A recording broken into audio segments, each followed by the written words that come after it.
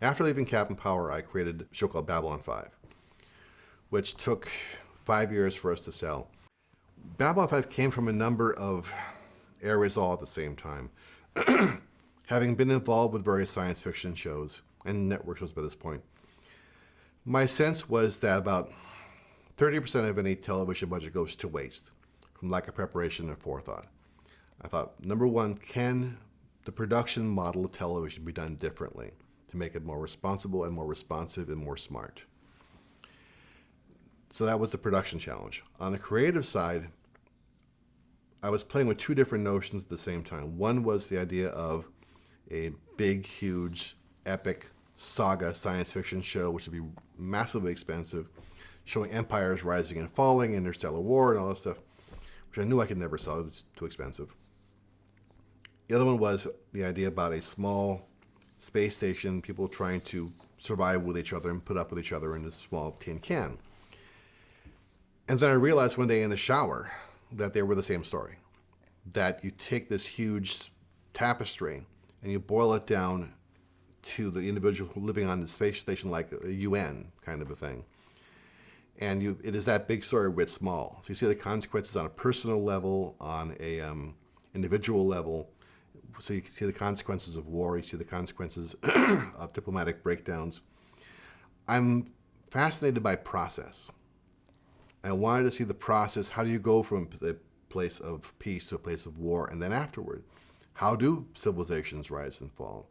In most science fiction shows, you start off with, these are the bad guys, these are the good guys, and they never budge. They stay there for the entire run of the show.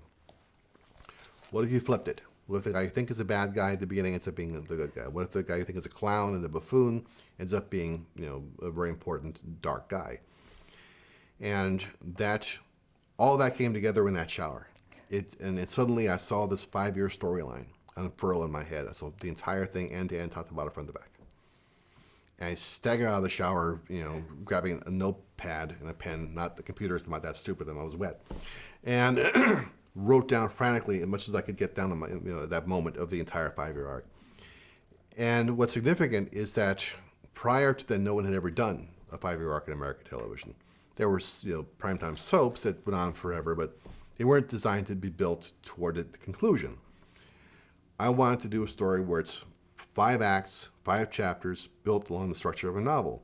Introduction, rising action, complication, climax, and denouement. Those are your 5 seasons. Never been done. But I thought if you're going to do your own show, you should do stuff that hasn't been done before, or what's the point?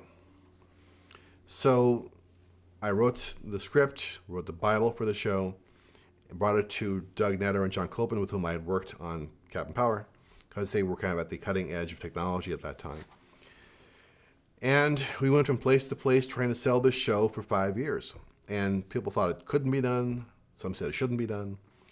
We were told repeatedly that the market had room for one science fiction show, that was Star Trek. Nothing else could be sold. And if you think about it, in the preceding 25 years, other than Star Trek, no American space-based science fiction show got more than 3 seasons in 25 years. So we said we want to go for 5 years, they just laughed at us. Finally, Warner Brothers was putting together their own network, the Primetime Entertainment Network. And we were invited in to pitch to the executives. These were guys who came in from local TV stations around the country, guys for whom many polyesters had died for their suits. And didn't understand from story, but they were there at the Warner Brothers at the Burbank to hear what we had to pitch. We were there the first day. And all we had to show for it was me talking about the story and 30 seconds of CGI to show how the station was going to look. No one had ever done CGI for television like this before. It was going to be the first one. They always used models before us. And I was in the back room about to go on, pacing back and forth, nervous, and grinding my teeth, and I cracked a molar. And it cracked this way, all the way down. And saw colors that I'd never seen before. And Doug said, you can't go out there like this. You're in no shape. You're in massive pain. If we come back in 4 days, they've heard 30 different pitches. They're going to be glazed over. This is our one chance. I'm not going to blow it now. Put some ice water in my mouth, held it there until the pain stopped. Took a while to get there, but they had rubber tongue, of course, afterward, and walked out. My name is Straczynski. This is my show. For whatever reason, they went for it. And we did the pilot, which was a 2-hour story that set in place this 5-mile-long diplomatic outpost where representatives from different alien races were there. Was that the Gathering? That was the Gathering, and established the characters and this mystery of what happened during the war that had recently taken place, and set all the pieces in place for the show. And there's one bit of history that I'm chagrined about to this day. The makeup we had for Lando Mollari, who was the Centauri ambassador, was the drawings that would show this hair that kind of goes back like this in a slight rise. And when he was going into the makeup room with the headpiece on, which is very long so they can cut it to where they wanted to cut it to, he comes running to me and says, "Joe, this is great. Having this up here is, it's terrific, and it's a huge, big fan of hair. Can we, keep it really big and long?" Well, I didn't know he was kidding. He was just having fun. I said, "Well, look," and I believed him. I said, "Well, look, if you're an actor and you think you can make this work, then I think you should go ahead and do it." And I left. Oh, crap.